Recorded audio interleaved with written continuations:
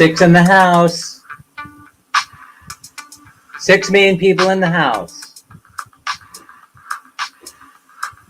Welcome, welcome, welcome.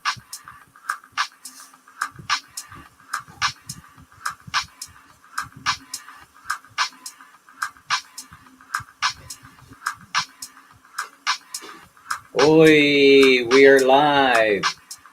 Coming to you live from the basement studio of Dan and Minnie's home, located in the heart of Bye Bye City Leyte, a mere steps away from the Dunkin' Donuts. Actually, only one jeepney ride away. See who's here, who's here. Good evening, good morning, good afternoon, wherever you may be around the globe. This is Dan. Welcome. Today's an exciting subject day. Moelma's in the house. Larice is here. Resurrection Bousse. Anna Mae Reyes. 1, 2, 3. Carl, welcome, welcome, welcome. And hello to everyone. Mabel Torres is here. Nicole is in the house. Larry Lee is here.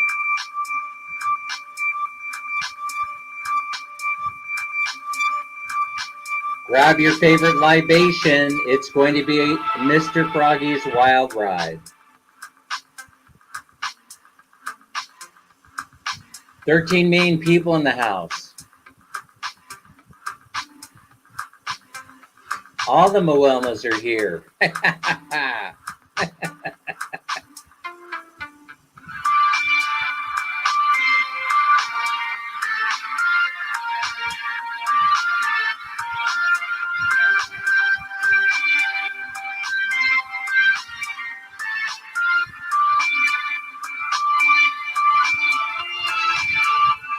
Janzel, Jangad is here. Charmaine, Glorioso, Alos. Good morning, good morning. Wow, okay, we're here today, and you're going to hear all this noise in the background. It's kind of cool in Bye Bye City Leyte. We got rain, it's still raining. I hear the frogs are croaking. No, not literally croaking. I mean, they're not dying. I mean, they're croaking. They're doing what frogs do. Rider Adventures here, ABCM. Welcome. Thank you for coming. And it's rather cool in here. I don't mind telling you. If it weren't for the humidity, the weather, temperature would be perfect. Of course, the rest of the world is on fire, suffering from massive heat. Is it global warming? Are we getting ready to enter into an ice age? Who knows? Who knows? And is there anything that we can do about it? It's anybody's guess. Does Dan care that much about it? Not really. Anyway, yeah, I'm looking outside. I could see the rain coming down. It looks very, very ugly outside. And also, I could hear the frogs, and I could hear Ma'am Minnie and friends talking in the background. And you probably are hearing the fan. The fan, not for cooling off, but to keep the air circulating, because I am stifled. We got stifled air here in the basement studio of Dan and Minnie's Journey. All right, what's the first thing I want to talk about? Oh, today's subject. Today's subject has something to do with... All right, so you guys saw the title. Basically, what I'm saying is, you know, is there emasculation of the American men and Filipino men going on? Has it been going on for a while? We're going to talk about that, but we're going to set that aside for a moment. Tim is in the house. Tim Deziak, Mr. Smiles. I'm glad that the music is done. Yeah, you know, it doesn't come over very good because I'm playing it not through a sound card, but directly off of the computer. And so it's not coming to you in stereo. As a matter of fact, I think it's coming to you from freesounds.org. That's freesounds.org. Sign up. Download sounds for your everyday enjoyment. That was the commercial for today. Sponsored by freesounds.org. Don't do freesounds.com. It's freesounds.org. where you can upload your own sounds if you so desire. 123 Charles does not mean that you get to upload those types of sounds. Yeah, like releasing gas after a yummy meal. Yeah, I don't think they allow that up there. Mike, married to a beautiful woman. Good morning, Ate, Minnie, and Dan. In Dan in the Philippine man. Ah, you're trying to rhyme it and chime it. Ah, the music is not good. Well, that's okay. We're not here to put smiles on anybody's face through the music or anything that I say. That's for sure. And as a matter of fact, it's a disclaimer. Yeah, that's right. The disclaimer would be: do not try this at home. Anything that Dan says or does is purely for entertainment purposes, and that includes everything. And I may attempt to play the piano with my penis, but if I do so, and become president of the United States for doing it, that's how I'll probably launch my campaign. I'll probably launch my campaign by playing the piano with my penis. You know what would be even more fun than that is playing the organ with your penis. Get it? Play the organ with your penis. Oh, I could probably play quite a few tunes.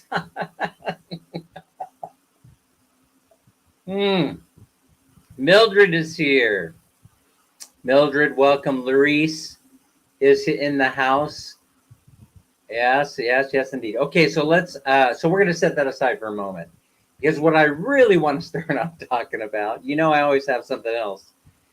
Catches my attention. Okay, so folks, there was a video that I saw right before airtime that talks about, I won't tell what YouTuber put this up because it's a little bit embarrassing, right?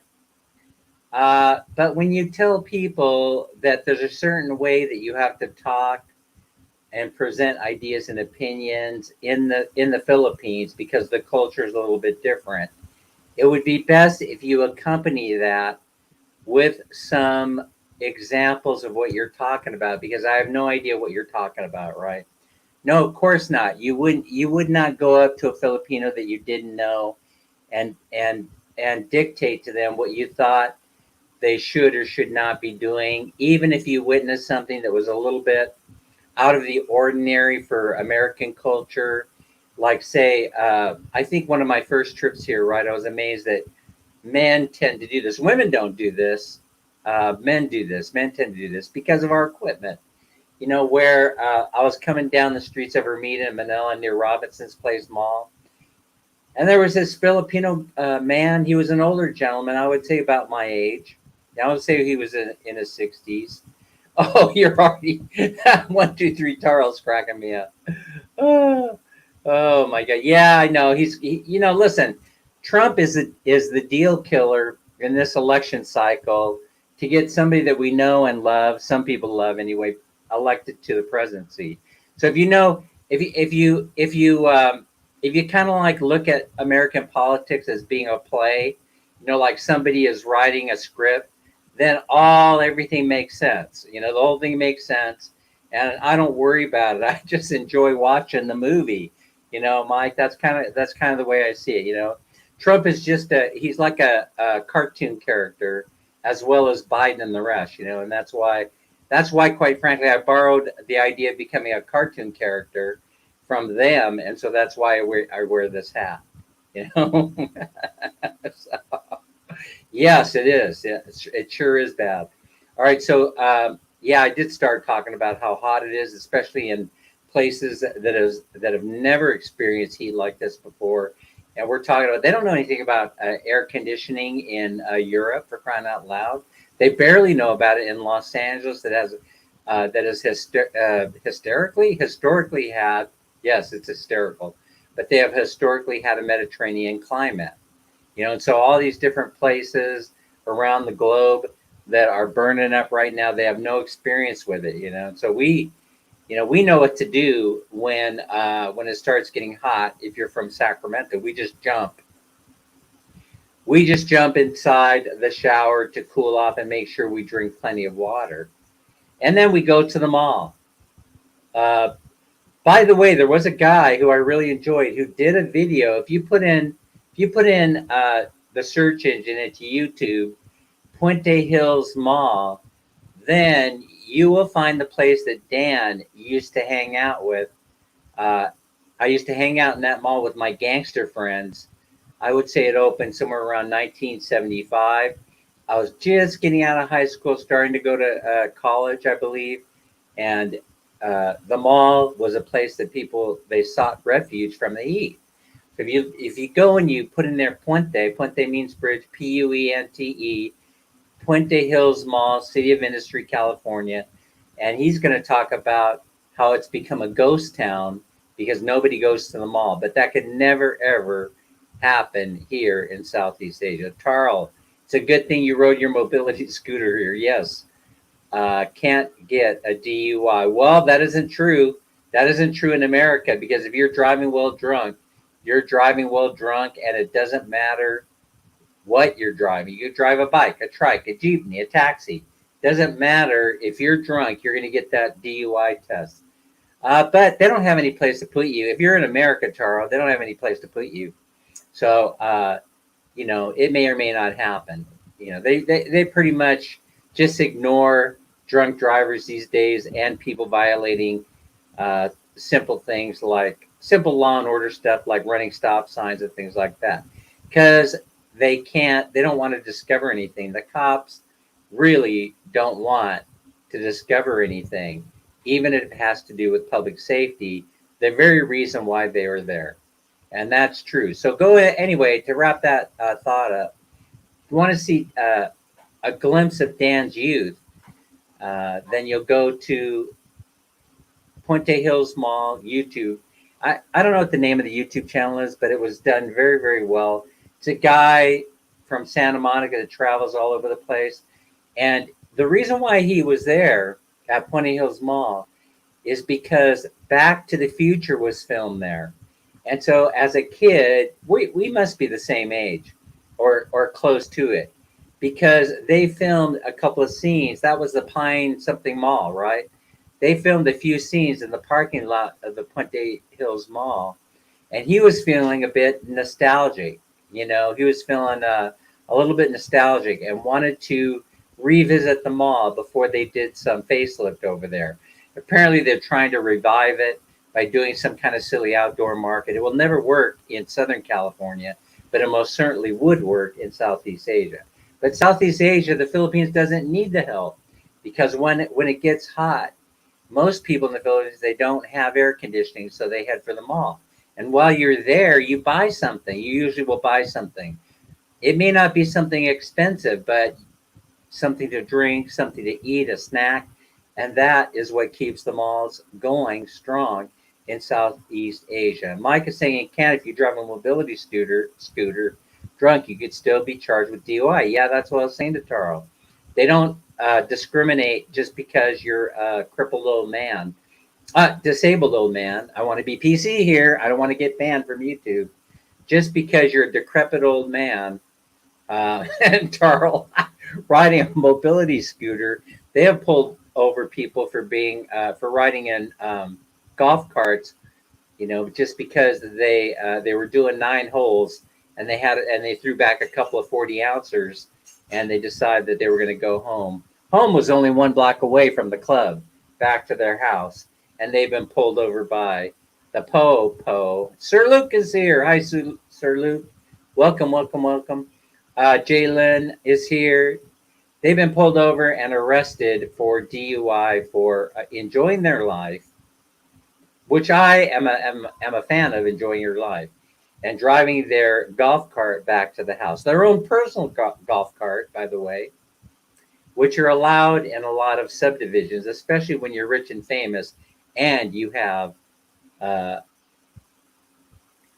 9-hole golf course at your fingertips. That's what retired folks do. They go to the golf course. They go to the club. They golf. They do 9 holes. They throw back some 40s, enjoying their life. Hey, Daisy Lynn Castro's in the house. Daisy Lynn, sings like a bird. If you haven't already been over to Daisy Lynch channel, she's usually live this time in the morning or soon, or maybe around 9:30, 10. Daisy Lynn is where you want to be. She is an amazing talent, and I mean amazing. But she is married, so guys, do not send her crude and rude comments. She's a married woman, and Trickster Castro, her husband, keeps a very, very close eye on her. And so do not make rude comments. Uh, please don't. I, I mean, Daisy Lynn Castro, she's like a daughter to me. If you make rude comments, I'm going to come looking for you. She is like the daughter that I never had. And so, Daisy Lynn Castro, take advantage of her beautiful voice by going over to her channel and enjoying your live. Aileen Cruz Official is here. Mildred's here. Who did I miss? 17 million people in the house, which is a interesting number for early morning. Just getting started. All right, so Mike, both Biden and Trump are dividing the country. Well, yes and no. I mean, we only have two parties. We're not Canada, for crying out loud. It's our own fault. I mean, you say blame them. That's the implication, but I say blame us for allowing it to happen. Don't send any Filipino rude messages. No dirty pictures. Yeah, listen. Filipinos have all the penis pictures that they need for a lifetime, so don't send any more of those, guys. In fact, what we're talking about today is related loosely. Where do I come up with this stuff? Loosely to, I think what I was trying to do in the title was a nice way of saying, are Filipinos being emasculated? I think that's what I was trying to say it nicely in the title without catching YouTube's attention that maybe I should be discussing this subject. Quite frankly, I don't know if it's allowed. I don't know if the discussion of men becoming a little bit more femme, is allowed on YouTube, because of certain reasons, which I won't go into, right? But Nicole is here. But anyway, we first have to know what the word means, don't we? And I really didn't know what emasculation, what the definition was, but I have gone to Wiki, and I do have now, and Bing and other places have the definition on there. To emasculate, deprive a man of his male role or identity. That's what we're going to talk about today, or that's what I want to talk about, unless you object or unless I get bored, in which case we won't talk about anything substantial. It's a verb, to deprive a man of his role, his male role. Men will be men, and where sheep are afraid, and or identity, and make someone or something weaker or less effective. Now, this one is interesting. Definition 2, emasculate, make someone or something weaker or less effective. And I wonder how you do that. What does emasculate really mean? The way I was going to present this, I was going to first talk about I was going to present whether it is or not affecting American males. And then I was going to, that was going to be the segue in to talking about Filipino men and their role, right? Emasculate stresses a deprivation of characteristic force by removing something essential. That's your balls. Folks, that's what they're talking about. Wow, wow, wow. He plays the role of a meek husband, yes dear, who has been emasculated by his domineering wife. Critics have charged in the past. I'm not saying that I haven't witnessed this, and I'm not saying that I have witnessed this, but I kind of have a sense that it has occurred. Emasculation can also mean the removal of the genitalia of a male, both the penis and the testicles. Remove of the testicles alone is castration. By extension, I like that word, extension. The word has also come to mean to render a male less of a man, or to make a male feel less than a man by humiliation. That is a little bit closer to what I was thinking about. So we have 21 million people in the house. Mildred's here. Sec Bucci is here. Amber Man, my baby. Joy at 3 old. Joy at 3 years old. Beautiful. So that's kind of what where we're going. But I ran into problems, right? I mean, there's plenty of information. Let's see. Larry is saying it's the first day in over a week. It hasn't been raining. Probably over 21 inches of rain last week. Thank God. Thank God for us. Not so much if you live in a flood-prone zone, though, right, Tim? That wouldn't be good, right? Because then your house would be underwater. So that's why I say put your tent, on high ground, and there's plenty of high ground in and around Angeles City. There's Mount Pinatubo. There's you know what I mean. Anyway, there's high ground can be found, or build your house on stilts. A lot of people are building their house on stilts, right, Sir Luke? Even in the States, we're doing it. Even in the States. As a matter of fact, since you're bringing up the whole flood thing, Sacramento is built in a floodplain.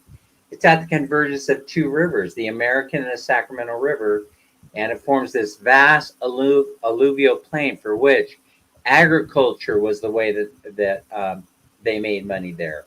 But of course, when the farmers realized they could become rich by subdividing their property, then they subdivided their property and people went in there and they bought homes. My house, where the former house Minnie and I lived in Sacramento, was a perfect example. We were only 25 feet above sea level. And fortunately, in that particular area, at the convergence of the American and the Sacramento River, the flood waters had not been known to get any higher than 20 feet at any one time. And thank God we have an area called Natomas and Strawberry Manor and other areas of Sacramento that were below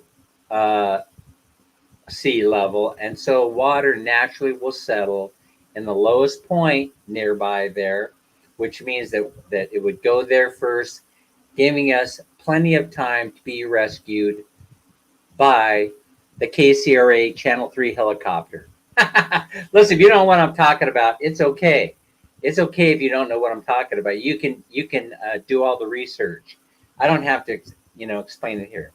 All right, so what were we talking about? So we're 24 minutes into the live, and Dan still not has started talking about the main topic, which is the emasculation of not only both the American male, but the Filipino male. But hey, it reminds me of something else. I have been saying that for the longest time, that America and the Philippines are so close together. There is no relationship anywhere on the planet that is like this. Now, there is no culture closely bound. We're only one strand of DNA in America away from becoming Filipino.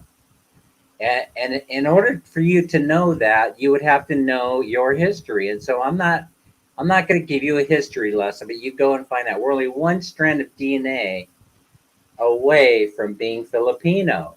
And so when I start talking about, James is here, when I start talking about Girly Senna's here, Mabel Torres is hanging in there. I think I'm going to be doing a sponsorship for Mabel sometime in August or September. Is it September? I think September. I think you're on calendar for September. Correct me if I'm wrong, Mabel. So anyway, here's the thing. That's why I keep talking about how I'll talk about it in terms of the money. Rosalie is here. That's why I convert my money over into Filipino pesos when I get it. It's not that I don't have American dollars. Whenever I get it, whenever I get money here, right, and I stockpile it, I convert it into Filipino pesos first. It's because I view the peso as being more stable currency. But the truth of the matter is that uh, they have the same level of stability. You know, they have the same level of stability. And if you woke up this morning, then you will have discovered that the Philippine peso is becoming stronger every day against the American dollar. It's stronger, stronger. That's because the dollar's weakening. The dollar is not in free fall right now, but it's getting close to it.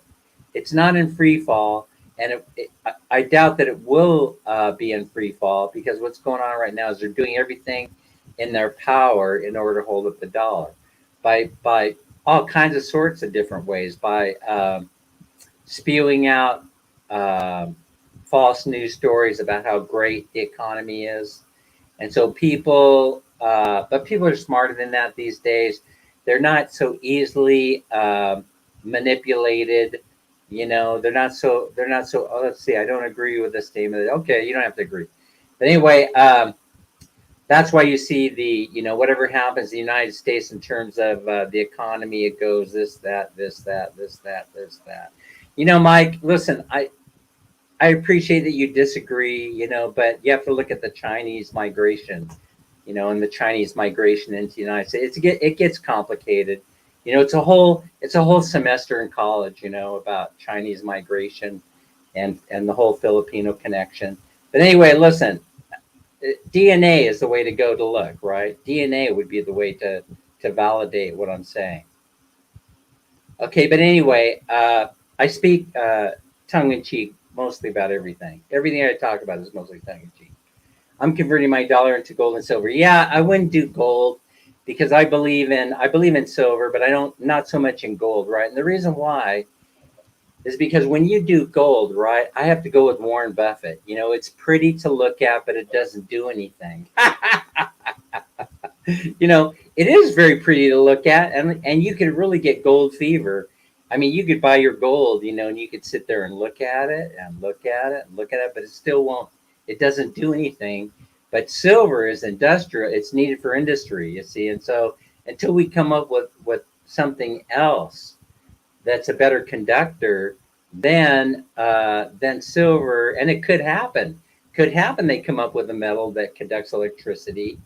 You know, uh, a lot more efficiently than silver does.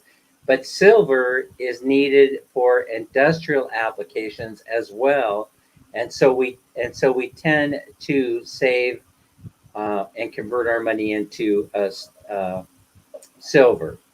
And so, okay, so I got Mike to agree with me on the money part. It's interwoven more with the U.S. Yeah.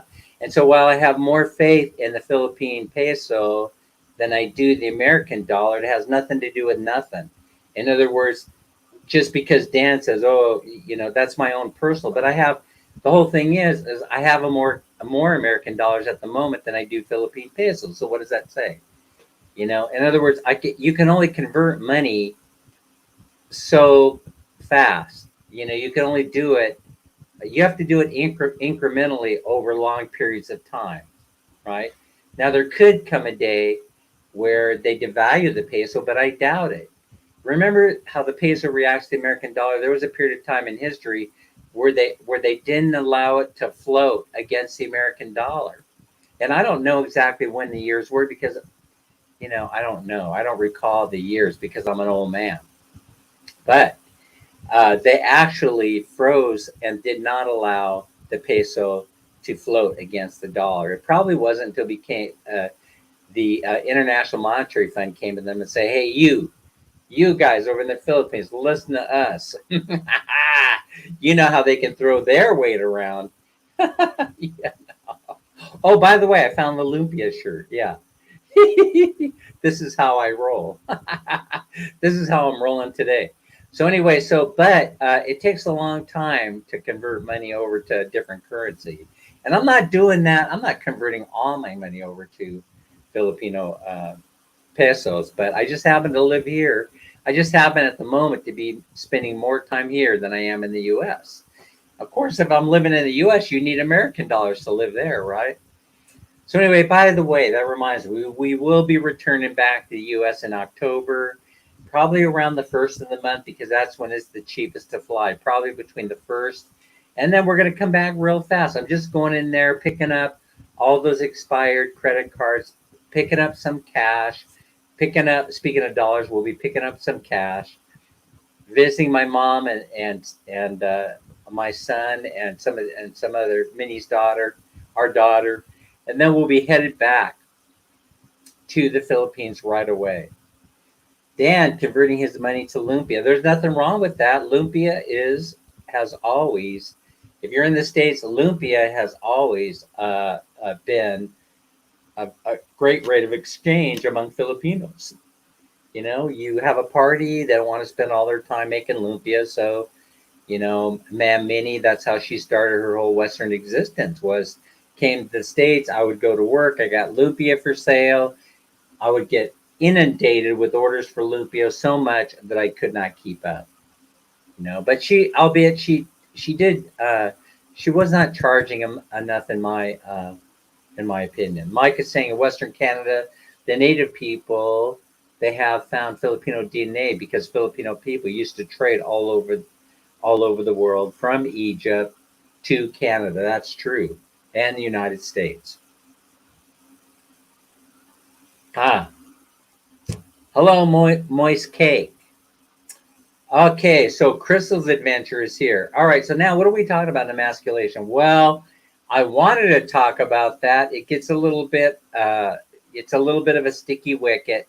But truth of the matter is, it's better to talk about how it occurred in the United States or how it is occurring. I've talked about it before, basically, and I realize it's very simplistic, but in the 1960s, when they started the whole, you know, freedom movement, you know, giving women the right to vote. No, that happened way before then.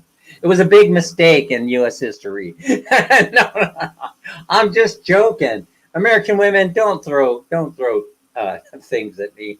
Don't throw your Gucci bags. Don't throw your Coach bags at me just yet. You know, so you know, the whole burn your bra movement and all this other stuff, and basically they didn't have equality. Minorities and women did not have equality. So they passed the civil rights movement and all this other crap. And basically, it was to help elevate, you know, minorities so that they would be treated equally along with the rest. You know, that everybody would be treated equally. This was the foundation behind the whole thing, right? Tobias would say, because of feminism, U.S. women think they deserve it all and not give you anything in return. Huh. Okay. Okay. Hi, Wicked Witch Mommy, advisor from Lapu Lapu. Oh, yeah, that's right. Advisors from Lapu Lapu. And I've been thinking, man, Minnie and I have been talking about making our way to Lapu Lapu. We're going to be headed over to Cebu probably this weekend back to our apartment. And that'll be a fun journey in this weather. You know, we probably will be taking. Okay, oh no, you have the flu. Okay, Crystals, thank you. Thank you for coming and thank you for hanging around in the background. Um, we're going to be taking the big ship, either the Lapu Lapu, speaking of Lapu Lapu, or we'll take the Isabella, whichever one is in port at the time, and we'll be making our way over to Cebu this weekend. And then we'll be doing probably Saturday live stream is probably going to come to you live from the apartment studio located in the heart of Lahug, Cebu. And that'll be fun. Just mere steps away from Krispy Kreme. Just mere steps away from the McDonald's and the Jollibee, located a mere 10 or 15-minute walk from IT Park. All is well in the world.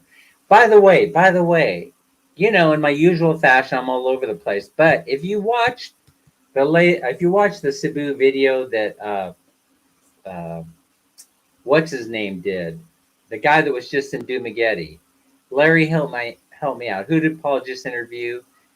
Uh, the guy and his wife that travel all over the world and do the videos, and then he just put up the video about what a reasonable or average budget would be based on his experience living in Cebu, and he hit it. He hit it almost exactly where our budget is.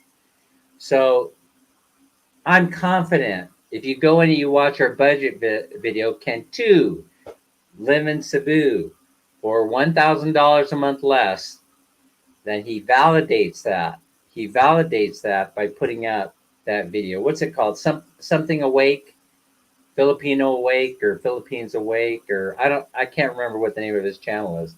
But he did an excellent budget video. I don't watch him all the time, so I can't remember what his YouTube channel name is. And it hit it right on the money. So I felt good watching it. I felt very good watching it. Oh, one more thing about YouTube channels, the whole regular guy thing.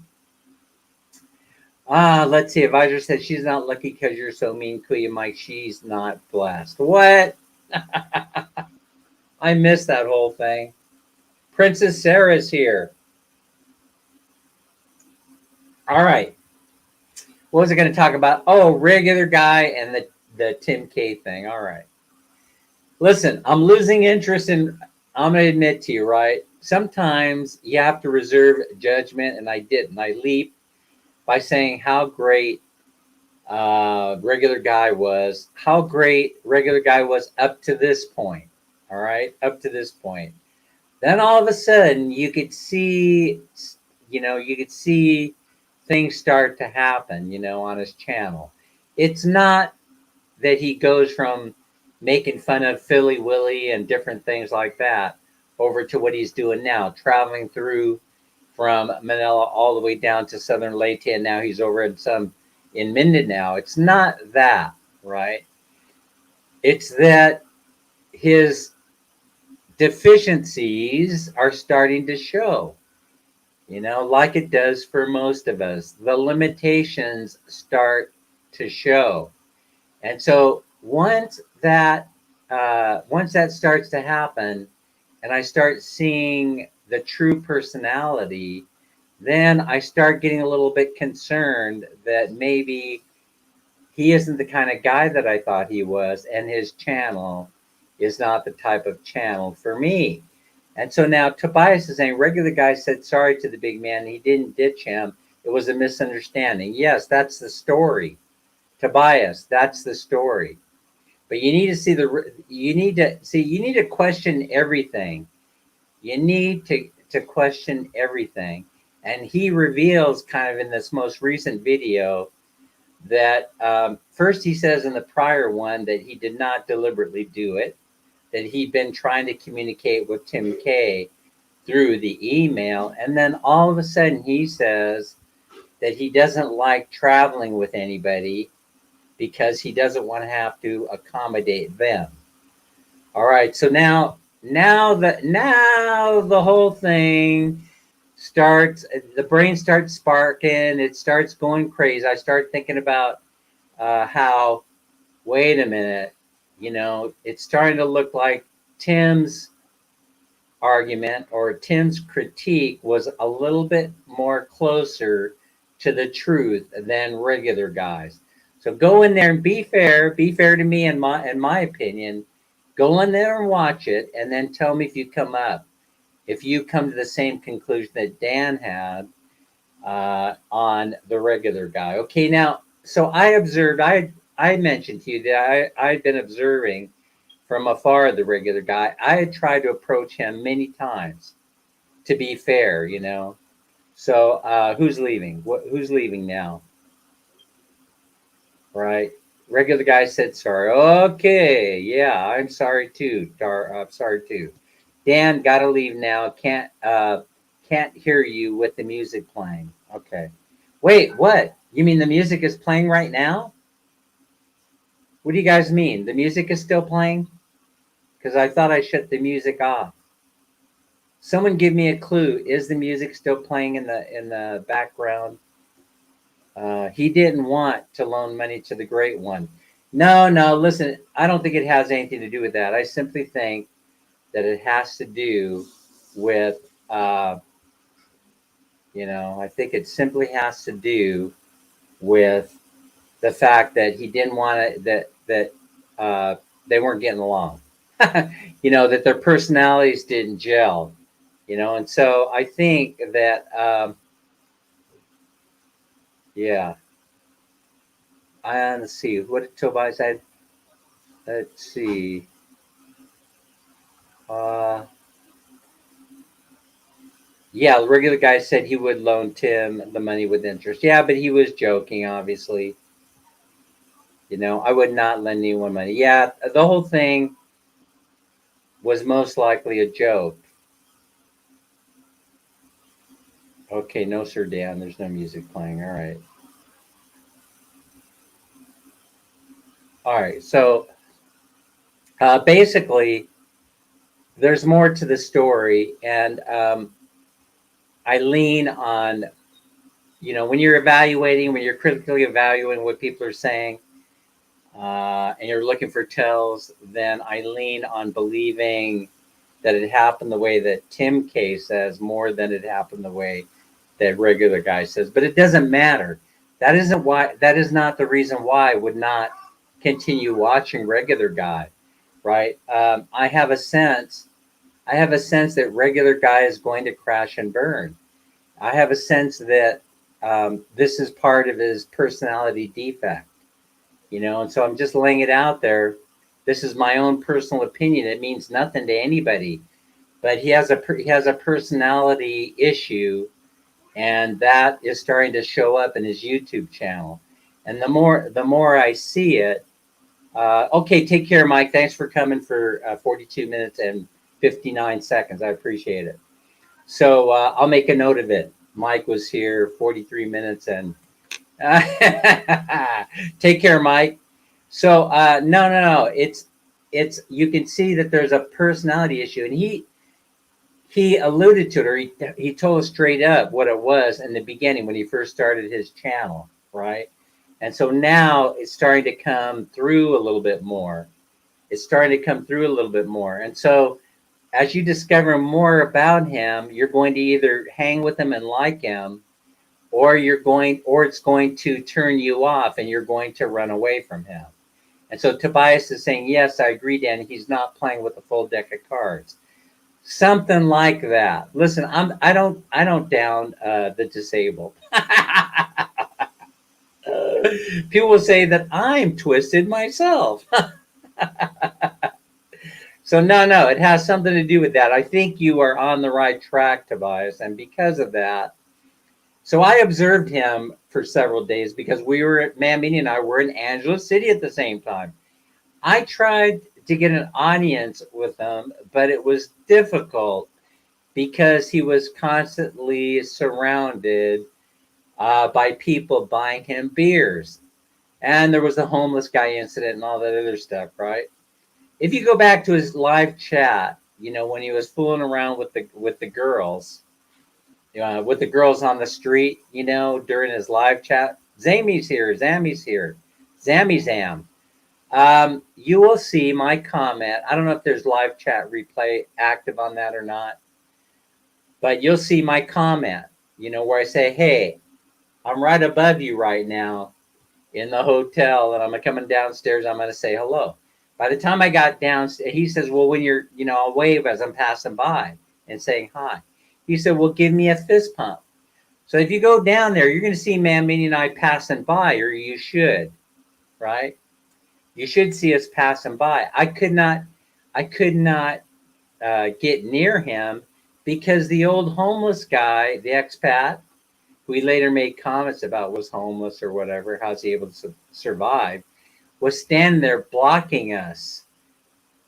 Blocking, and I didn't want to be rude. I didn't want to, because I'd been watching the live stream from the hotel room, the I Hotel or whatever they call it. I'd been watching it. Rickson is here, Laga. So I'd been watching that, and I didn't want to interrupt whatever gig was going on or whatever gag was going on between them.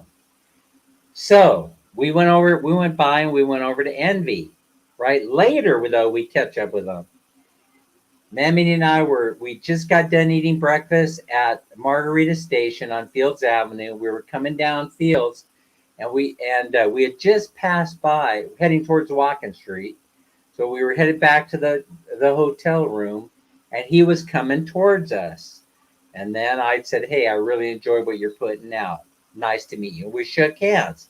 They said, "What's the name of your channel?" And I told them, and he says, "Is that Mini Mini, or is that Mini Minnie?" And then I said, "It's Mini Minnie." And then he was headed towards Margarita Station. I don't know if he actually went in or not.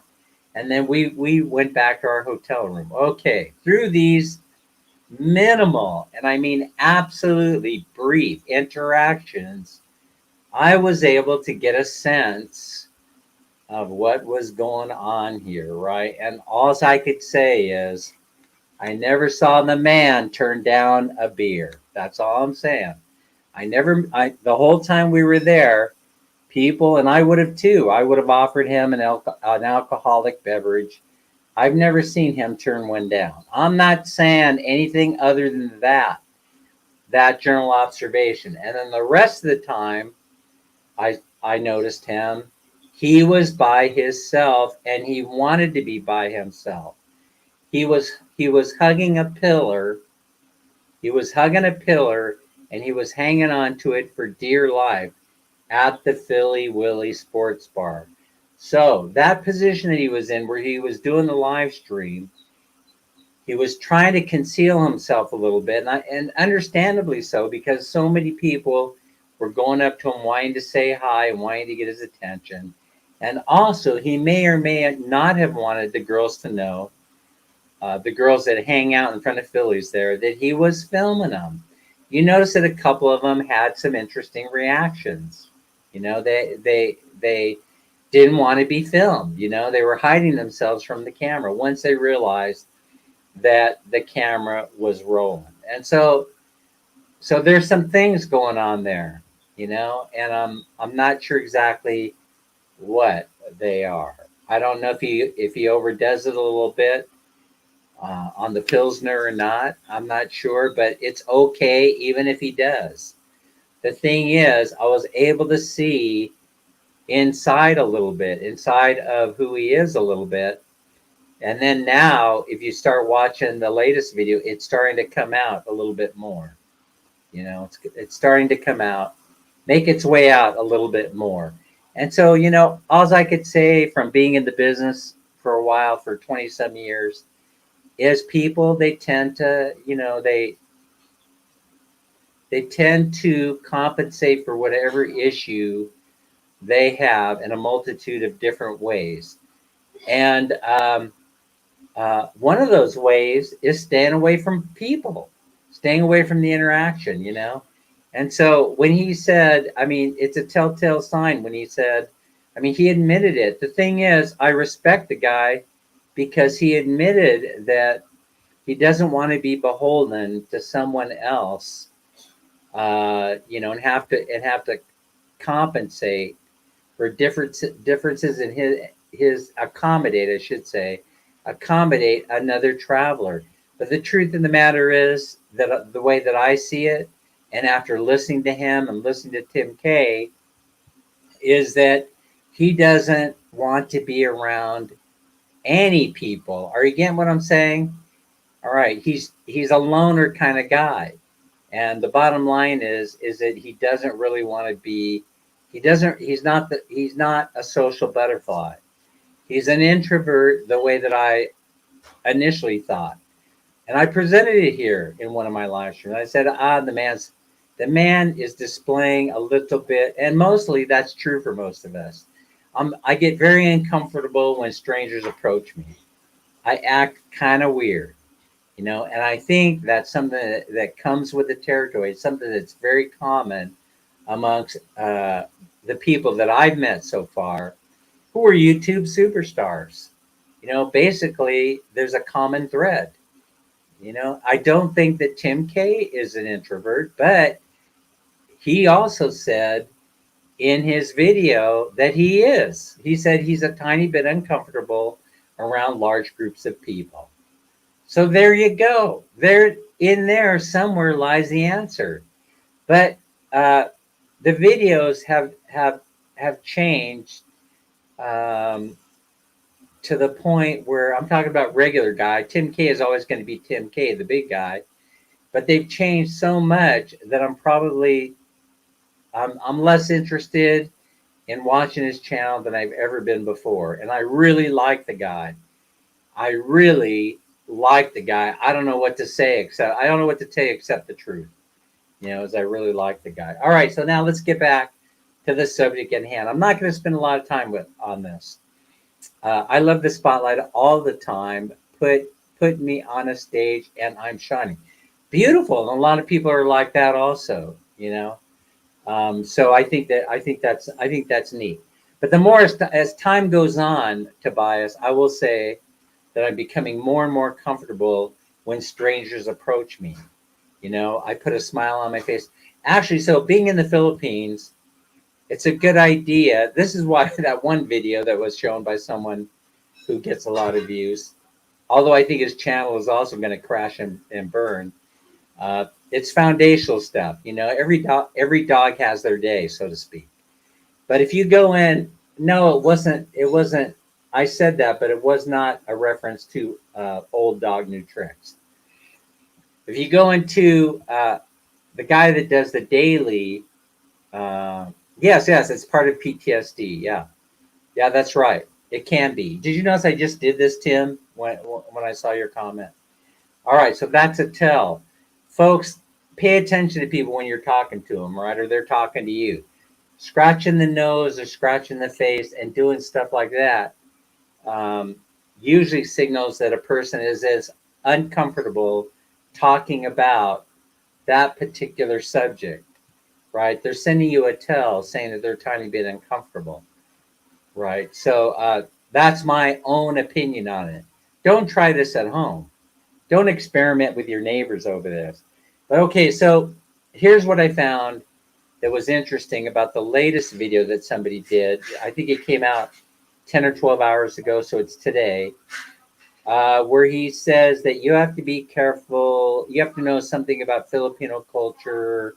You can't use your American ways here in when you're addressing people in the Philippines. Huh? Okay, I agree with you. Can you give me an example? Right? And then you're waiting for the example. You're waiting for the example, and then the example never comes. So I don't know what the hell he's talking about.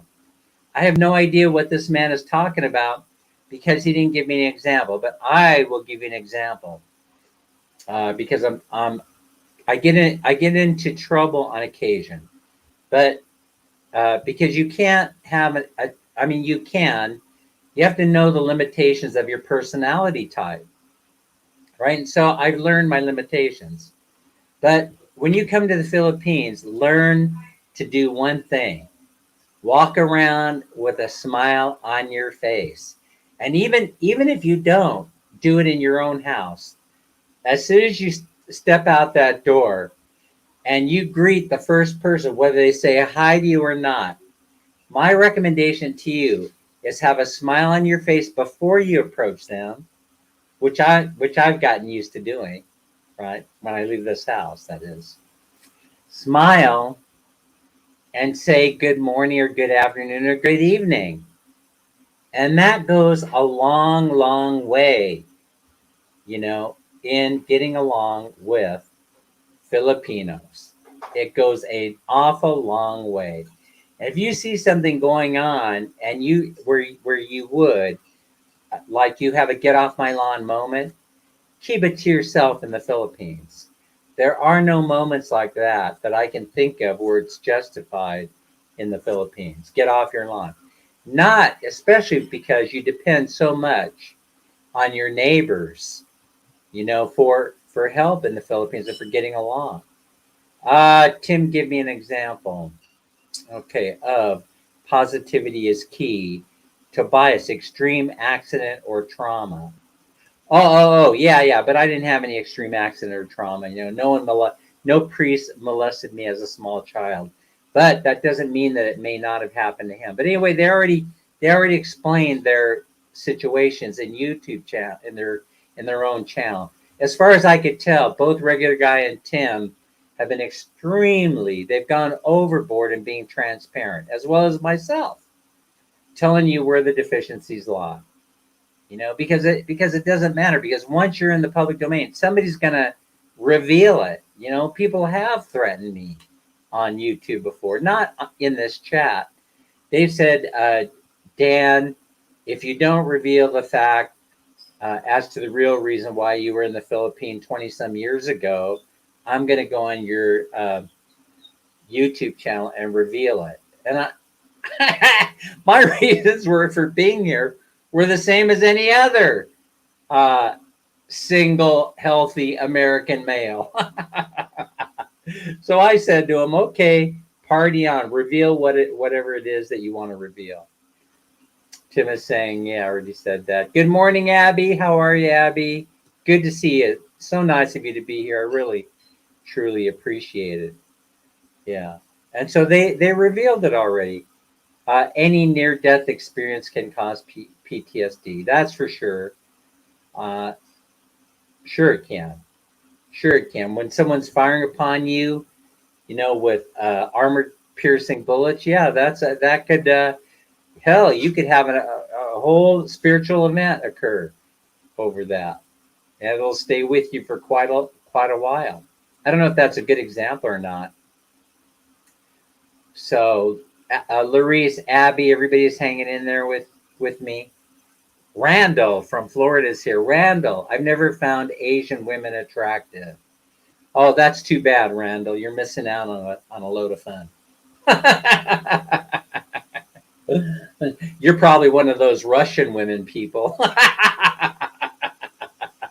Just joking.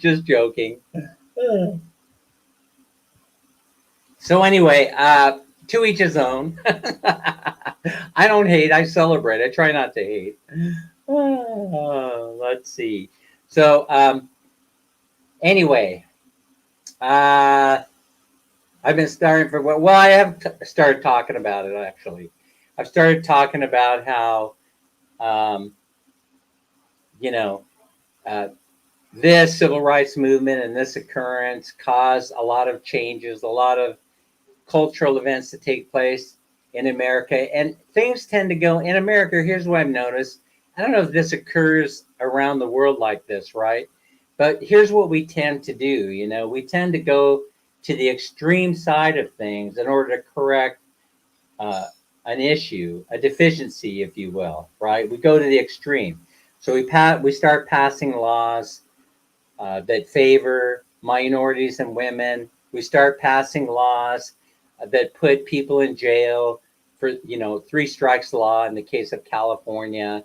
We start building more prisons. We start doing all these kinds of things, right? And then we discovered that we've overcompensated a little bit, and then we start taking things away. This is part of the American culture. And so now what's happened is, of course, they've created a situation where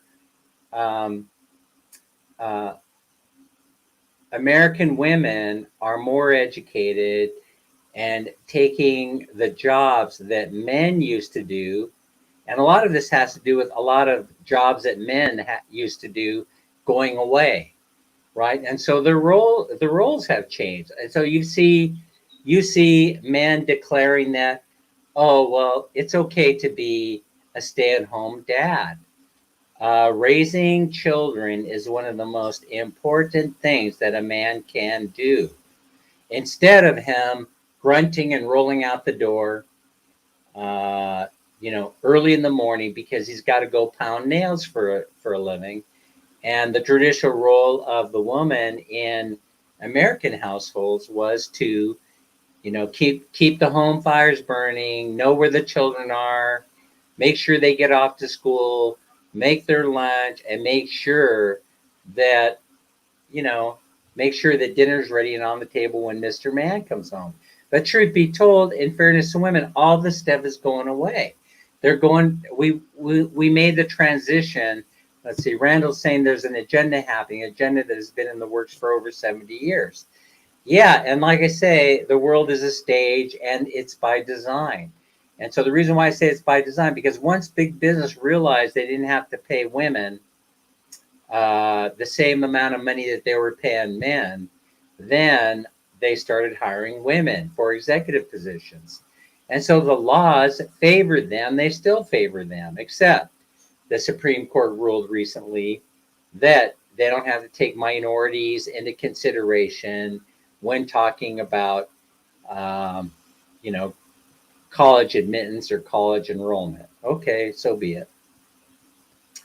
So be it. So that's partly of what I'm talking about when we tend to go way over to one side. We overcorrect the problem, and then we eventually find our way back to the middle. And so I'm not saying whether this should be or should not be, but I would like for you to consider something, you know, where it comes to American culture, and that is that when you look behind the curtain here, when you're looking behind the curtain, you will always see some man pushing the buttons and pulling the levers. And so if you really, really want equality in America, then instead of putting on this facade that all I have to do is hire more women than I'm hiring men, then you should have a woman behind the curtain pulling the levers and pushing the buttons as opposed to a man. And so I'm saying go look at the board of directors of these major corporations and then find out who is really running small business, who is really running the country. All you have to do is look to see how many female senators, congresswomen we have. Is it equal? Is that our reality in the USA? That's all I'm asking you to do. I'm just posing it as a question for you. That's all I'm doing here. You know, and then what is the Filipino connection? Well, obviously, somebody mentioned here in the chat, and I agree that the Philippines will miss a few steps as they industrialize. They're going to miss a few steps, right? So the few steps are that they don't need men pounding nails building houses necessarily. You know, they don't pound nails. You know, they build them the way they build houses in Florida, out of concrete block. That's because we have a termite problem.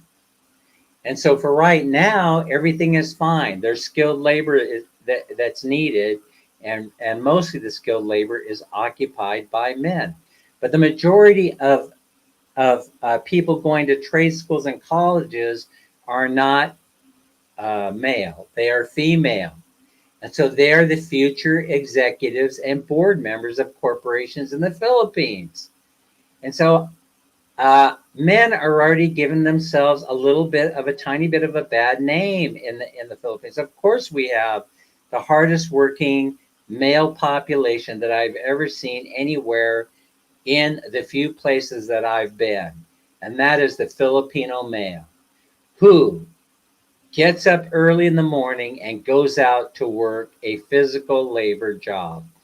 But as those jobs go away, as someone suggested in here, and as I believe, you're going to miss a few pegs in the things that happened, this course of evolution in America. You're going to miss a few of those steps. You know, let me give you an example. Technology will be most likely responsible for this. You know, because we don't have to climb telephone poles and hang wire, because everything is going to be done through the air. Air signals will be going everywhere, including into your brain. In other words, everything is going to be RF frequency. Everybody's going to be, the transfer of information is going to be done differently. They get to miss a step or two in the way the Americans evolve. You know, a good example is look into South Africa. Where are all the telephone poles? Where are all the electrical lines? Where are all the technology has taken play has taken is taking its turn in South Africa is a good example. They were able to industrialize very, very quickly because they missed a few steps in that evolution of industrialization. That's kind of what I'm saying here. And so now Filipino men, a small percentage of them, I'm not even sure what the percentage is, but you have an increasing. First of all, you have over the course of the last couple of live streams, I've explained to you that population growth is coming to a halt in the Philippines. They're not even reaching replacement rate over the last 3 years. Now, that's not a trend. We already agreed. That could be a blip on the radar screen, but it is a sign of something. I mean, 2020, what were people doing? What should people have been doing in 2020? They should have been having kids because they were in lockdown. And honey, the bed's right over there. Let's make good use of it. I mean, seriously. But did it occur? Did the population explosion occur? It should have looked a lot like the 1950s and 60s in the United States when the Korean War and Vietnam War were coming to close, and they were bringing the troops back. And what did they do? Started having children. It was all that pent up aggression, you see. And so, but here's what's happening in the Philippines. They're going, whoa, wait a minute. Should we be doing this? Whoa, because children are expensive to raise. And so how uneducated can Filipinos be if they're realizing that children are expensive to raise? Randall's saying another goal of theirs is to break down cultural standards and morality by promoting pornography and obscenity in the media. And Randall, I've talked about this before. I've talked about how Southeast Asia is the #1 consumer of pornography in the world. And if you want to go fact check me on that.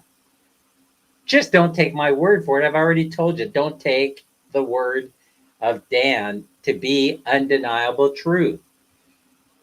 Right? And so if you're there on OnlyFans or Fans Only, whatever it's called, and you've made yourself a little subscription so you can enjoy life in a different way, then they've accomplished their goal. And so if you look at stats in America, you could see that, how often people are, how shall I say this word, copulating. There's a decline in copulation. What does that mean? Go look up that word and you shall soon understand what I'm saying. If you're not sticking it in there, you don't have the possibility of having a kid. Right? And so what's happening to Filipino males might be, and I'm not saying this is true, but as soon as they get their girl pregnant, the ones that are having children, the young women that are having children, the man tends to, disappear. But what does he go and do? He goes to find another young woman, and his job, his goal in life seems to be impregnate as many females as he possibly can. So I don't know what the relationship there is to what I'm saying, but it leaves children wanting, because they don't have a father there to raise them. And then now you're looking at what happened in American culture during the 1960s, but it's not pervasive today there because millennials are not having children. There's only a 1.2, something like that. Could be even less when you get right down to it. They're waiting longer to get married. They're waiting longer to have children. Here, the same thing is happening in the Philippines. Here in the Philippines, the women wait till they're in their late 20s before they get married and they start having children. Go look up that factoid. Another is to discredit the American founding fathers as selfish aristocrats and racist. Well, Randall, some of that is true. I mean, quite frankly, I see where you're going with this, but just give me a moment here to explain. We come over here to pillage. We come over here to rape the American landscape of its natural resources. That was the primary goal. It was all about money, and everything else was secondary to the money. It was the exploitation of resources. I mean, after all, if I'm living in Europe, if I'm living in Europe and you said go to the promised land, why? Because you can get the king to give you a little piece of land over there, declare it by decree, and then you can exploit the lumber. You could just tear down those trees. Many people did it and they became rich. And so that was the opportunity. And then they took that lumber where they knew there was a shortage in Europe, and they just started putting it on ships, shipping it over to Europe. So that's exploiting. That was exploiting. And so you're talking about selfish aristocrats, and that's what we have. Um, I tried to tell a woman that women can't live without men, and I was using facts she didn't understand. Told me I need to be more like The Sims. Exactly. Exactly. Who's really running this place anyway, Tobias? I haven't quite figured that out. Because I don't think it's a party. In America, it's not one party or the other. Yeah. I've talked about that until you can't stand me talking about it anymore. Yeah, this is about somebody sits you have a team of writers, and all they do is sit all day long. Their job is to write drama after drama. And then the ones they like, someone vets them out, and then they put those into play. Let's see. Randall says authorities from the Philippines are working to establish an autonomous Muslim government within the next 2 years. Yeah, remember I talked about that. I talked about how uh, the fastest growing population in the Philippines is actually the Muslim community. And so they're having way more than replacement rate. And so are they going to be threatened? Is the Philippines going to be threatened by that factoid, as is the United States currently with the whole struggle for immigration um, reform? Randall's saying, I don't watch pornography. Okay, good for you. All right, now, Tobias, women don't need a man these days. Of course, this is thanks to the society, mainly white men have credited. Right. Good morning. Hey, Des. How are you? Thanks for being here, Des. Well, we saw Des the other day at the Dunkin'. It's always so nice to see Des and her baby, JJ. I hope JJ's checkup went well. So, yeah, Ben, society, let's see. Tobias, women don't need a man these days. Of course, that is thanks to society, mainly white men have created. Well, the thing is that what do you do when jobs that men used to do, working in the machine shop, pounding nails in construction, being a telephone line repairman, digging ditches? What do you do when all this stuff starts to go away? Who do you blame? You can't just I suppose you can, but it doesn't make sense to blame women for that. When the economy changes over to a services economy, and you start selling life insurance policies to each other. That's the point I'm trying to make. Folks, here in the Philippines, you can see certain things happening. For example, are there more men than there are women working in fast food joints? And what are they doing what's a male and a female role? Well, the fast food franchise owner, which are male, are hiring women who are really good at cooking, and they're really good at smiling while they're ringing up the orders. So you tell me, what would be the impact as you gravitate towards a service-oriented economy? I've talked about how the Philippines is perfect. It's almost in the demographic sweet spot for industrialization. I've talked about that. It's sickening. I've talked about it so much. But will it actually occur? Or will the economy go to a service oriented economy? And I'm sitting here telling you that it's looking like it. Every day I go out there and I see more of the transition to a service oriented economy. I'm frightened by this whole thing. I'm telling you, I'm frightened by it. A couple of different reasons, right? One of them is it because uh, we have a hell of a lot of cell phone dealers here in Bye Bye City Leyte. But I've made an observation, right? We probably only need 25% of them open. And sooner or later, they're going to discover that. And the reason why is people stop buying cellular phones. I saw the electronic thing just come to a screeching halt recently here in the Philippines through observation, anecdotal evidence. I see it occurring. I have no statistics to back it up. Sales are going on everywhere. We were in the Metro Mart the other day, and I know you guys know the old Costco joke, but they were selling 50-inch TV sets in the twin pack. It was buy one, take one, buy one, take one. And everybody that were walking by the sale, the big sign, as I walked by the big sign, looking over there, and I was thinking to myself, hun, I turned to Ma'am Minnie and I said, hun, do we need any of them twin pack TV sets?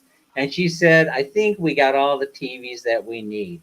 But shouldn't we just buy one because we have the money to buy one? I was kind of like, I don't think so. You see, so even even Dan, right? I had the money in my pocket because I knew there was a big sale going on over there.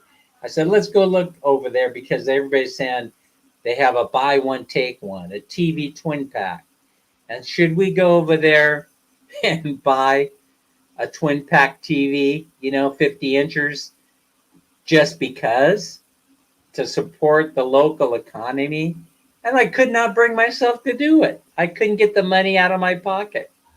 I could not get the money out of my pocket. And I was getting Ma'am Minnie over here saying, buy it, buy it, buy it, buy it. You never know when we're going to need a 50-inch TV set. Let's buy it. I wouldn't go. And everybody knew that. So at the same time that Amazon Prime was having their sales, oh, by the way, that shampoo that I got through Amazon, it's starting to work its magic already. As soon as I got it, I busted it open. I washed my hair. The itching started to calm down. I feel much better this morning. It'll take a few days to work, and those little sores or whatever they are in my head will go away, and you won't see Dan in the Duncan like Des has seen it before, so I know she knows, scratching his head. I'm dying over here. I'm dying over here. Oh man, that was such a beautiful thing getting that in the mail.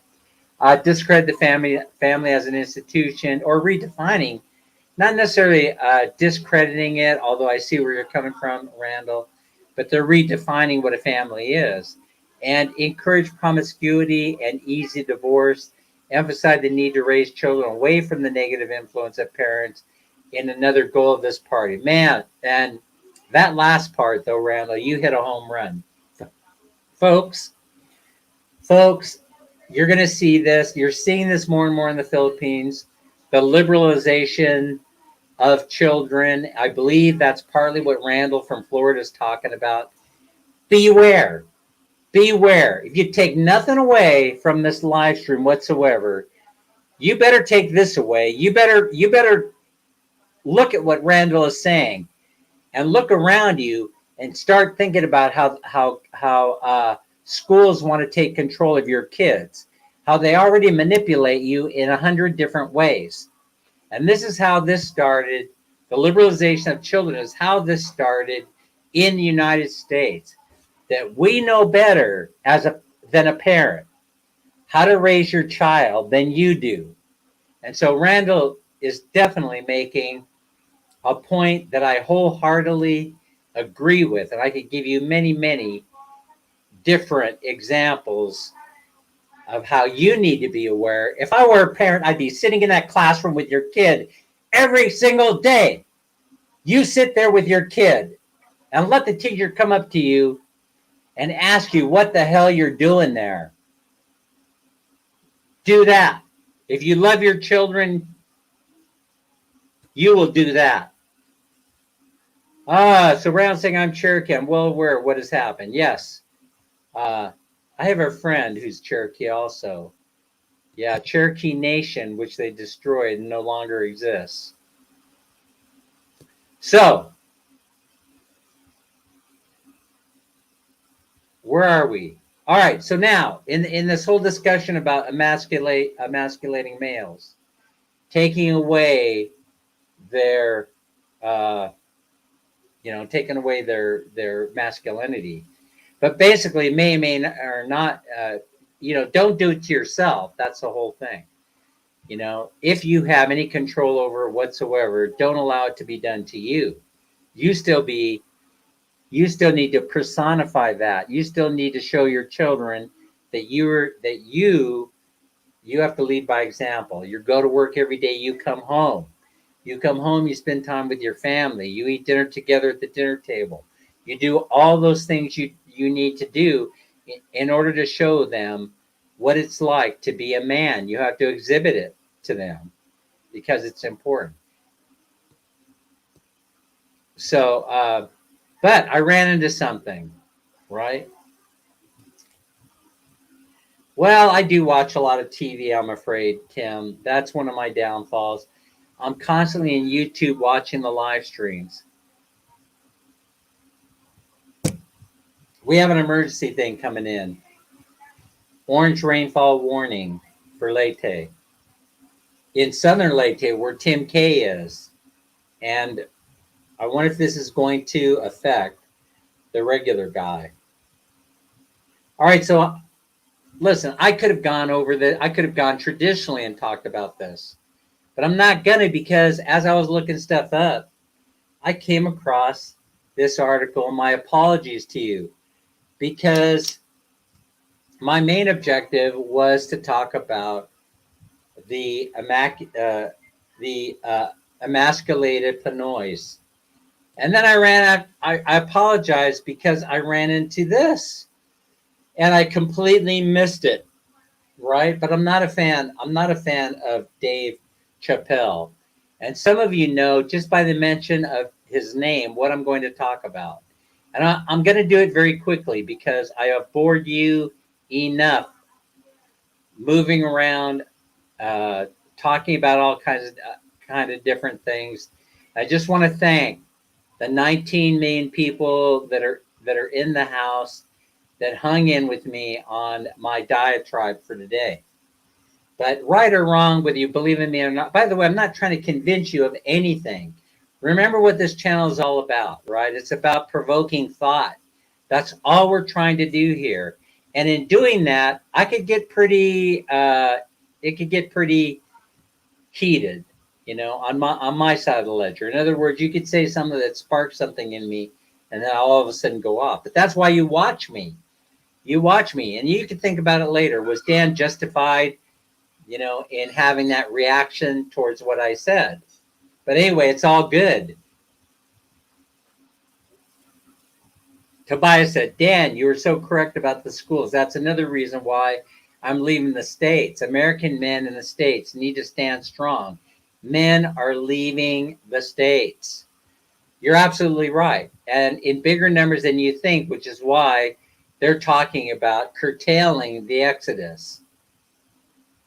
I love you too, Tobias. Listen, they are talking about curtailing it. They're starting to talk about laws that would restrict the movement through your Social Security payments. We could talk about that some other time. Once we get a little bit more information.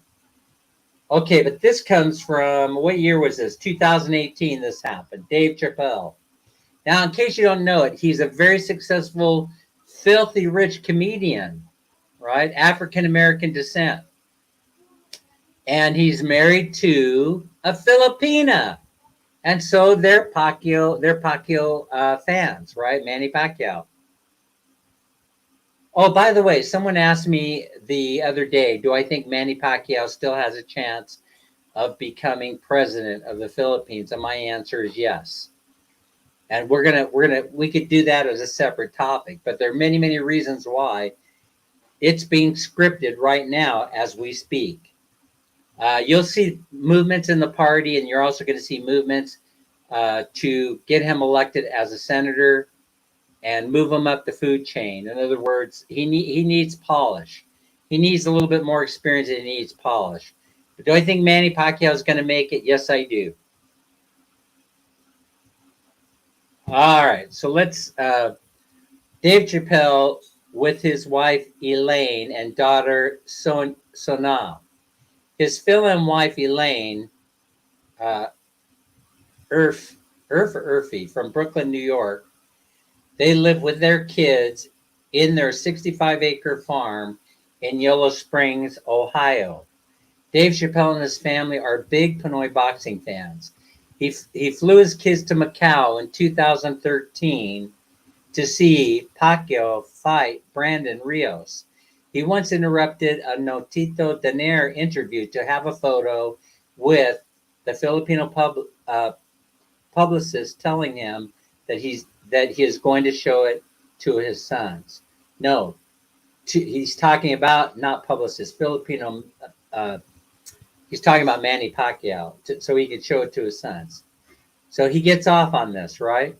Dave Chappelle, The Age of Spin, comes in two parts. So I watched part of it on Netflix. So go to Netflix and watch what he has to say about emasculation of the Pinoy. I noticed it with that Manny Pacquiao controversy. Yeah, it was now. In the gay community's defense, Manny Pacquiao said some outlandish stuff about gay couples, and you guys know what I'm talking about. You would have to be in a wholesome place not to know the story, right? He said some outlandish things about gay people, very not nice things that I won't repeat. But there was biblical verses and some analogies to animals. It wasn't a good look. But if you know what's popping in the Philippines, you know that it's got a whole generation of kids in the Philippines growing up without their mothers. Yes, a lot of women in the Philippines go to the Arabian Peninsula. They come to the United States. They make all the money here. They send all that money back home, which is still one of the number one staples in the Philippine economy. Money that the expats send back to the Philippines. The men, on the other hand, are left rearing children, twiddling their thumbs, waiting on their wives' checks. These men have been emasculated. And then suddenly a boxer rises amongst them and reinstates their manhood with his MFing fist. This is not the guy you're supposed to ask, what do you think of gays? He's not your champ. All right, so that's setting it up. That's giving you the idea of what he's saying. And so we had an event like this occur where the grandmothers were raising the children in America so that both the mom and the dad went off to work. And why did they have to go off to work, right? So it's not exactly the same, right? Because they weren't raised by men, they were raised by women. It's not exactly the same, but they still were missing that unification, that family unit. And they saw each other in passing, And so, for example, I was raised by my mom. My dad was constantly working. I can't remember a time where he wasn't, when I was living in their household anyway, when he wasn't working 2 or 3 jobs in order to support his family. So, I mean, the men should be doing the OFW thing, not the women. But again, the same thing is happening overseas that is happening in America, and they know they can get the women on the cheap. And the men that go there, they go there to earn very, very low wages as well, because the only way they could get there is to agree to work for practically nothing in order to get one of them jobs over there in Saudi Arabia. For some reason, men still take advantage of those opportunities to go over there, even though they won't be making not a dime more, if you will, that's an American dime, than their female counterparts. So 100%, Tobias, let everyone live their lives and love who they want. Yeah, so of course. And then we become a hybrid race. In other words, neither female nor male, but eunuchs. And I don't know how we procreate. I heard procreation will take place in a lab. Yeah, so I'm okay with seeing it both ways. In other words, yeah, you can be male, female, transgender, gay. You can even be homophobic if you want. I don't have any problem with it. Thing is that we eventually reach a point where we become eunuchs, and the way that you procreate is you have to make an appointment at the clinic. Then you go down to the clinic, and you procreate there. How you get sexual gratification is nobody's business, because I don't want to be in your bedroom. But if I were in your bedroom, what would I see? I would see a sex robot, probably. I would see you on Pornhub, on the internet. I would see you on OnlyFans, getting sexual gratification. So there you have it. So it's whatever you want. You could do whatever it is that you want.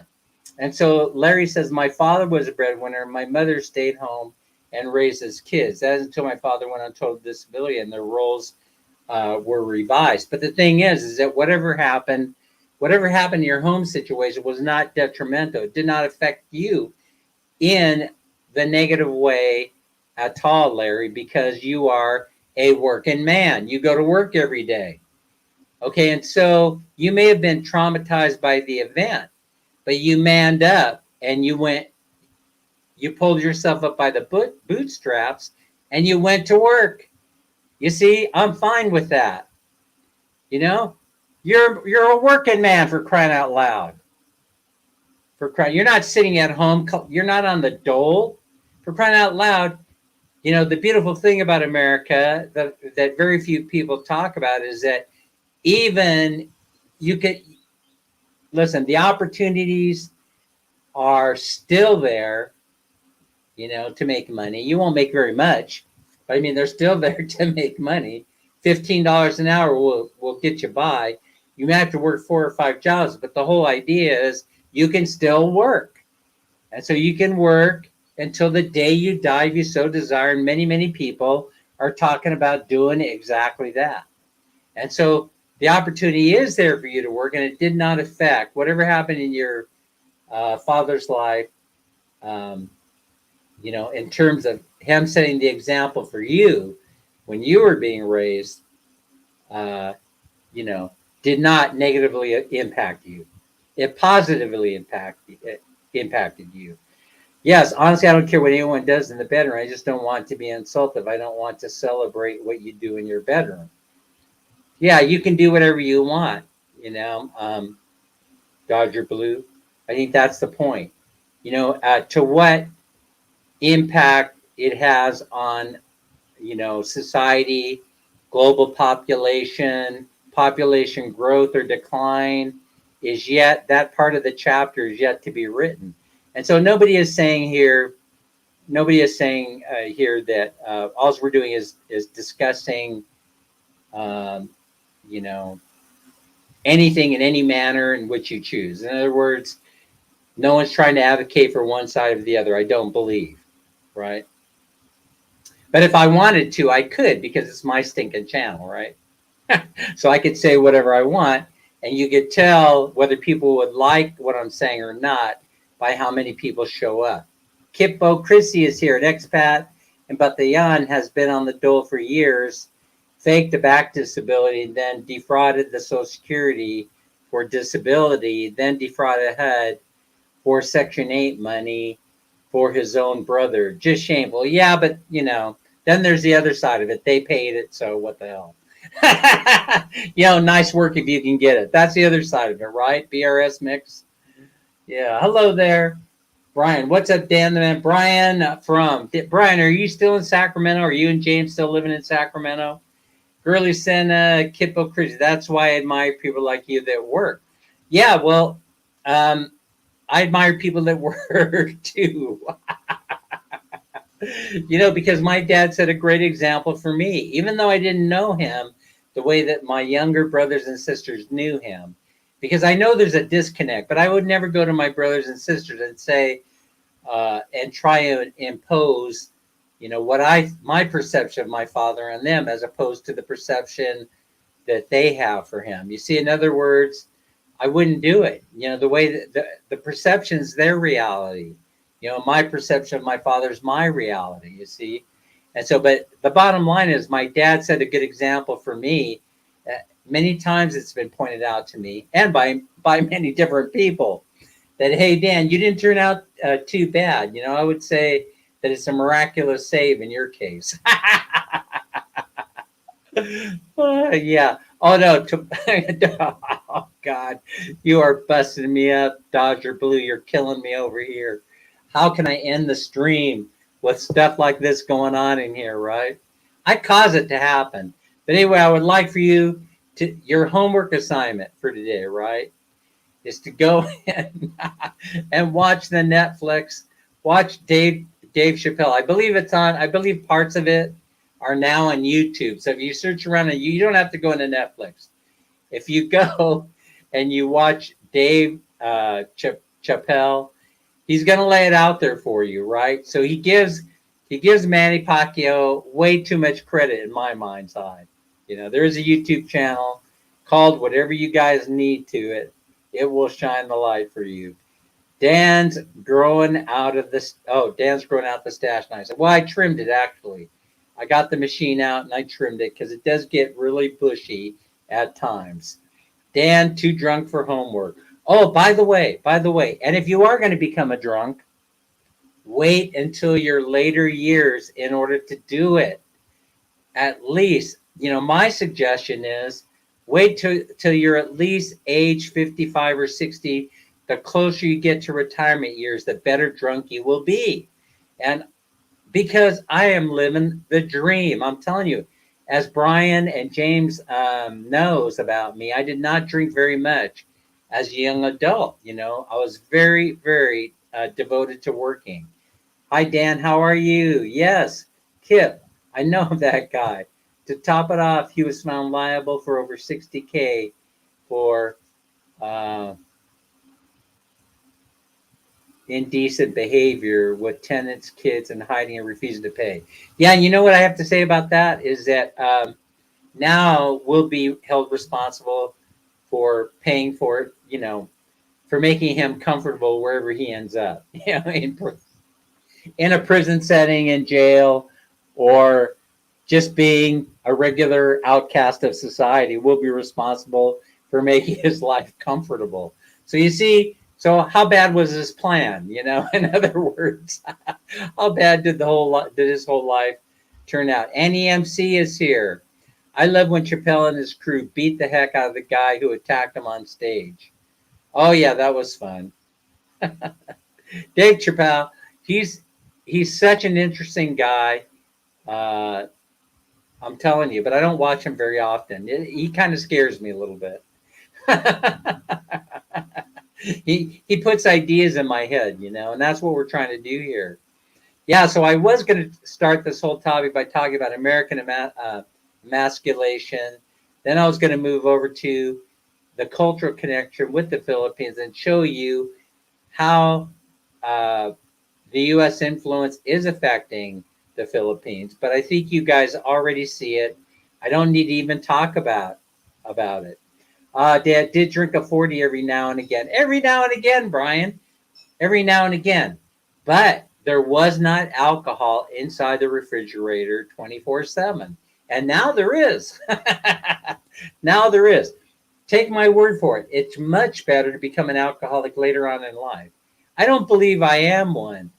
But some people say that if you can't get by one day without having a drink, then you most likely are an alcoholic. And I say this to you.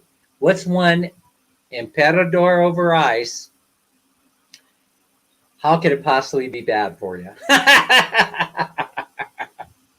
Dan, I don't have a drinking problem. I drink, get drunk, fall over, no problem. So anyway, it's fun being retired because you don't have to worry about, hello, Miss Minnie, Dan didn't show up to work. My wife doesn't have to deal with that. Dan did not show up for work. He wouldn't be sleeping still by chance. Can you see if you can nudge him a little bit and get him down here to the office? Thanks so much. I don't know. Maybe there are one or two drunkards in the stream that know what I'm talking about. Man, I miss working on stuff with you, Dan. Yeah, you know what? I do too, Brian. Honestly, I do. Yeah, I do. Because people would, I don't think they could come to us and accuse us ever of being emasculated. Do you, Brian? I don't think so. Because we're men's men. Even when we didn't know how to do stuff, we did it anyway, right? Right, Brian? We did it anyway. The hell with it. Remember when we're doing those outdoor bathrooms, I'm trying to figure out how to run sewer lines, out to the street, connect an illegal sewer line. What they know won't hurt them, right, Brian? What they know won't hurt them. Remember how many times it got clogged up because I didn't have the grade just perfectly right, 2 or 3. And then I came up with the idea, well, hell, all you got to do is install a sewer pump. And the problem is solved. What's the big deal?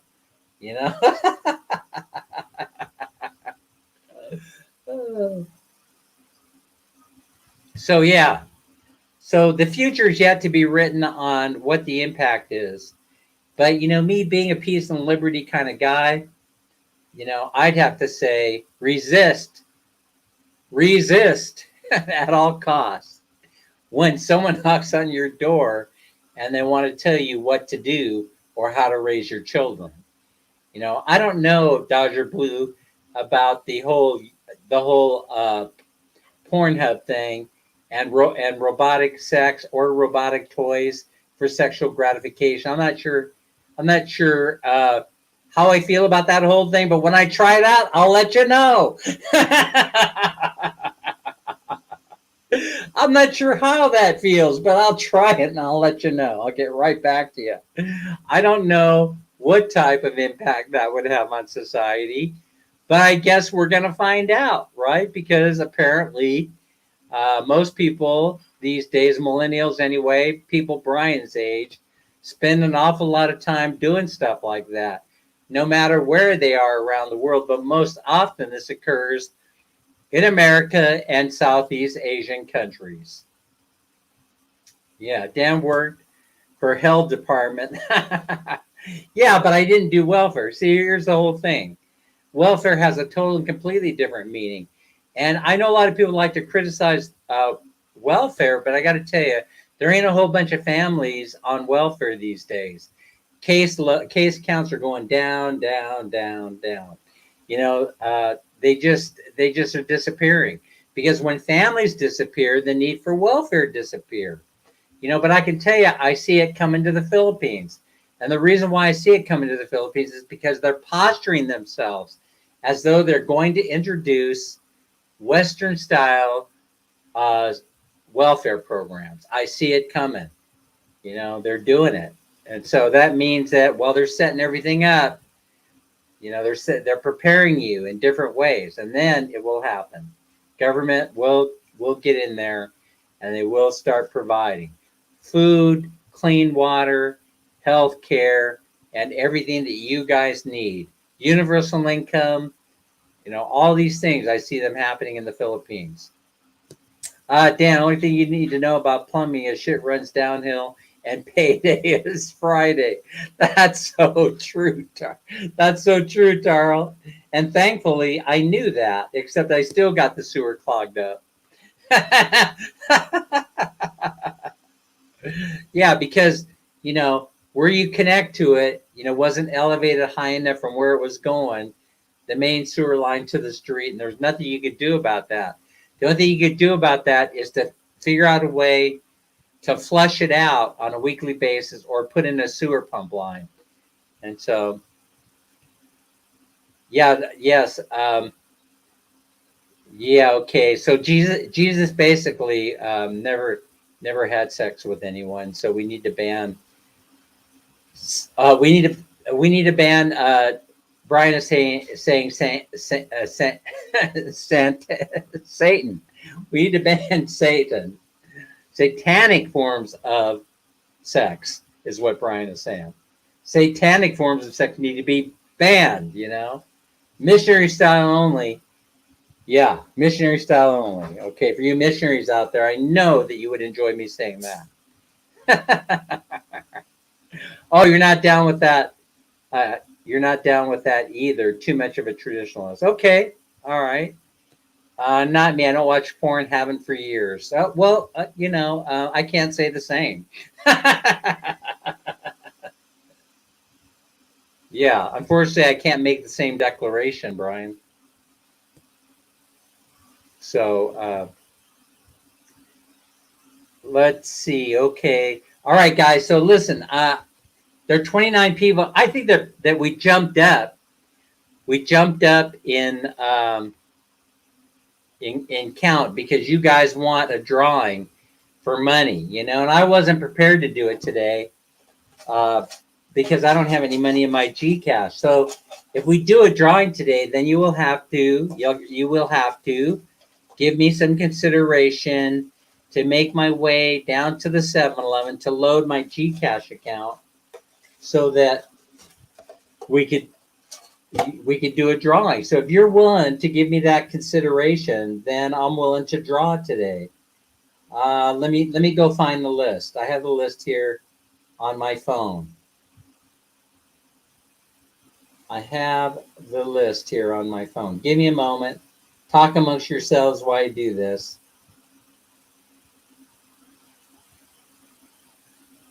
Okay, here it is. I got it here. All right. Then now I got to find Mam Minnie. Mam Minnie, because I think I told Mam Minnie we weren't going to do a drawing today. Mam Minnie. Oh, come say hello to everybody. Brian and James are in the house. They want to see you. The God position, yes. Brian's here and James are here. Isn't that nice? 23 people in the house. Hi, Brian. James, yeah. How are you guys? James is here too. And all right, I'll shake it up. Good morning, are you everybody. willing to draw one to see if we can get a winner? Okay. Okay, remember you have to say present. You get 5 shout outs to say present, and then we move on to the next name. Did you include Brian and James? They're in there. I don't know what they would do with Brian today. I don't know what they would do with 200 pesos. They might go over to Starbucks and buy a latte, but we'll figure it out. Or they could donate it to somebody in the chat. Yeah, it's up to them. That's a pesos, right? That's pesos, but I'll send them the equivalent in dollars, which is 200 pesos would be $4 American. I'll buy you 1 latte I at hope the to see you Starbucks. guys in there. October will be there, Brian and James. We'll hope to see you guys. We'll go out to dinner or something. Okay, all right. Pull a number. Mam Minnie is pulling a number. All right, the camera's right here today. I moved it. I apologize. Yeah, that's good. Okay, number 112. You can't see it because of the light. Okay. 112. There, right there. 112. Let me turn this light off. 112. There you go. 112 is Manolin. 112 is Manolin. Manolin Figaracion. How do you say that name? Figaracion. Going once. Figuracion. Manolin. Going twice. Manolin. Going 3 times. Yeah, you can see how it's destroying my life, Brian. Manolin. Going 4 times. Madeline, you must be here. I see the numbers going crazy. Somebody must have sent you an email saying that your name has been called for the 200 pesos. Madeline Cover. I'm excited, said Brian. is. Congratulations. Let me go. I'm lagging behind in the chat. So, Madeline, are you here? Say present. Madeline, number 5. I don't see her. Brian, I think, said donate it, right? Brian said donate. Wow. Brian said if I win, donate it. Mm-hmm. Wait, did Madeline chime in? You guys? No, I don't see her. I don't see her. Bingo. No, it's not bingo, Brian. What's going on there, Brian? What's going on in America? All right. I can't wait. I don't see her. Okay, she's not here. All right, man, Minnie, you're going to have to pull another number. Another Let's go. one. I'm getting hungry for Oh, Dunkin'. okay, I'm getting let's hungry go. for Dunkin'. Sticky, Let's sticky. go. Yeah. They're sticking. Okay, let's see. Nutrition. Hi. This one. Uh-oh, you better grab that one and put it back in the container. All right, next winner, 104. Number 104. Who's 104? 104. 104 is. 104 is. Hi, Anami. The Voyager family. Voyager family. Dunkin' Donut. Yeah, going Let's go, Brian. once. Voyager family. Going twice. Voyager family. Going 3 times. Voyager family. Going 4 times. Voyager family. Going 5 times. Okay, not here. What's name? Voyager family. Okay, so, all right. We're going to pull another one. Another one. Shake it, shake it, shake it. We got to have a winner today. We got to. Larissa says hi. Larissa's here. She says hi, Minnie. Oh, hi, Miss Minnie. Laris. Man, Minnie. Elaine Cruz said hi.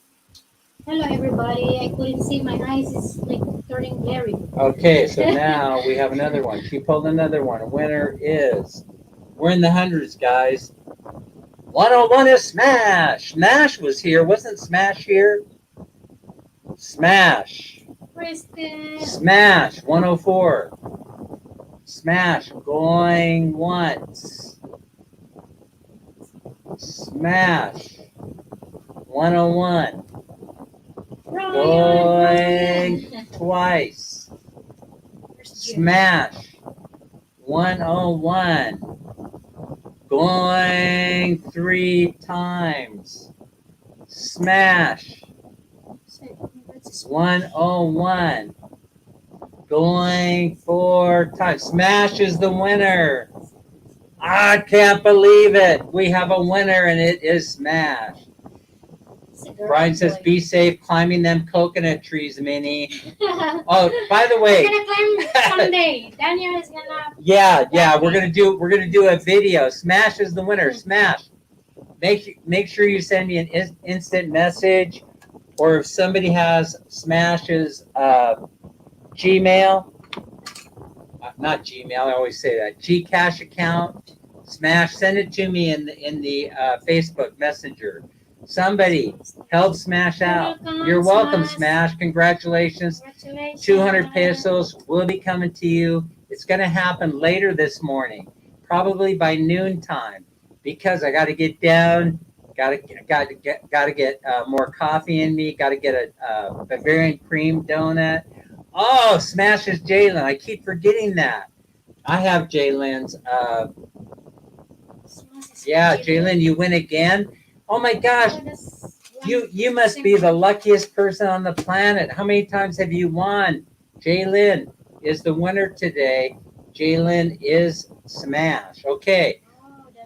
Yeah, that's Jalen. So I got your Gcash account. That'll be coming to you by noontime today. Enjoy the rest of your day. Thanks everybody for hanging in with me, and we'll see you on the next live. Bye bye, everybody. Bye, everybody. Take care. Bye. Take care. See